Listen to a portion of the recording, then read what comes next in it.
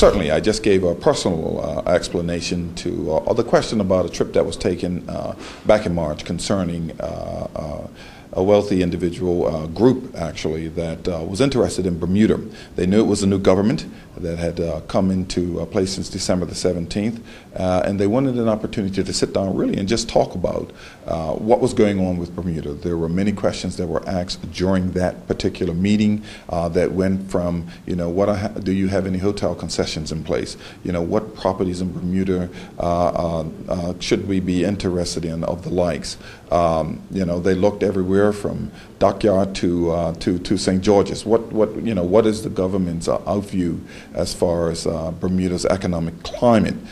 Questions like, well, what is your relationship like with the unions? All these things were part of an information session that was had. Now, this all came about because I was looking for them to come here. The request had come, and I said, well, listen, you're more than welcome to come to Bermuda. I prefer for them to come to Bermuda because it gives us an opportunity to showcase the island. It was not possible to get the numbers that were going to be in this meeting all in the same place at once in Bermuda. So the request came back, well, could we get a small delegation? And they requested myself, the tourism minister, as well as the AG. And it's important that when I point out those three members, why, in fact, they were there. I was the new premier of the island. Obviously, they wanted to know what my vision was and my views on where we wanted to go with the country, as well as the Minister of Tourism. They were very much concerned about talking to him about some of the potentials of gaming and the likes. And where were we? Where did we stand with gaming? And then, of course, the AG. It's important that we had sought the counsel of our AG chambers. And speaking with AG, we knew that we were not violating any ministerial code of conduct. And that's why the trip took place. And it's important for Bermuda to know that we were not going to send a delegation at taxpayers' money for an exchange of information. We'd be more than willing. They could come down whenever they want at their leisure. But it was important for them to get a hold of us at that time, and so I basically said to them, that would be at your cost for us to travel. Of course, they sent a private jet for us to go, and we went. It was a one-day trip. The meeting took about maybe 5-6 hours duration, and we came back the following day. That was the next opportunity that they had, that they could fly us back, and so we came back the following day. So this is a one-day meeting that took place. No, that's not my understanding that it's not the case, but essentially what had happened here was they simply, as far as time is concerned, they wanted to get this meeting done.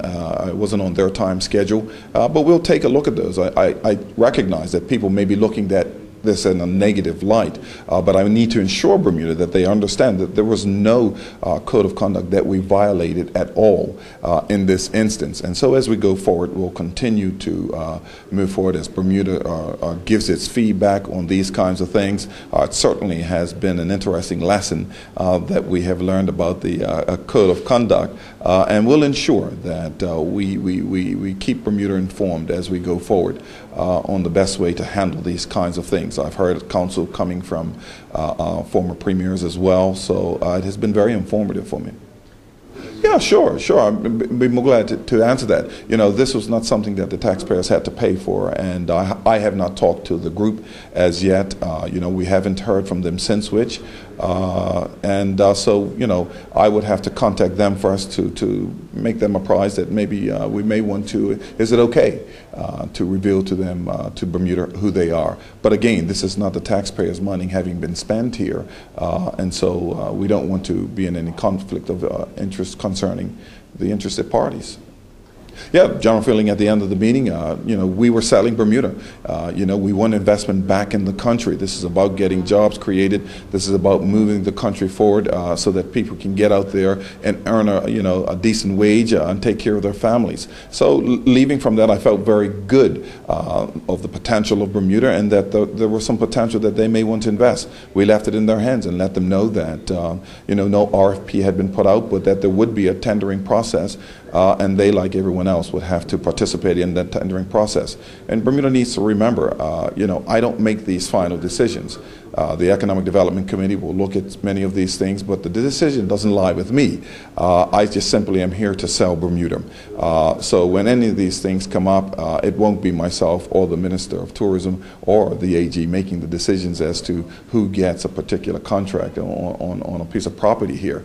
There's a tendering process that should go through the civil service, and we'll continue to ensure that it is responsible and that it's fair to everyone. Oh, certainly. Well, they asked about properties. They knew about the Bazarian case down in Club Med. There's a saying, birds of like feather flock together. These are very wealthy people, and they know one another. They had heard about what had happened or taken place with Bazarian, so they were wondering, well, what's Bermuda doing going forward with this particular property? They inquired about Southampton Princess. Was this something that was available for purchase? Certainly they run in different circles than I do, and so they're hearing things already. They wanted to know whether or not Sonesta, what had happened there with the Sonesta property. Certainly we were able to inform them. They wanted to know about gaming. Where did we stand on gaming? Again, we have several properties that already are under construction. The Ariel Sands and the Pink Beaches, and these are investors from abroad who are bringing their hard-earned money here to ensure that they create jobs for Bermudians. So there was just a number of things that they were looking at. These are people who are interested in all kinds of opportunities, but there's nothing. There was no tendering process put in place thus far. This was just an exchange of information on who we are.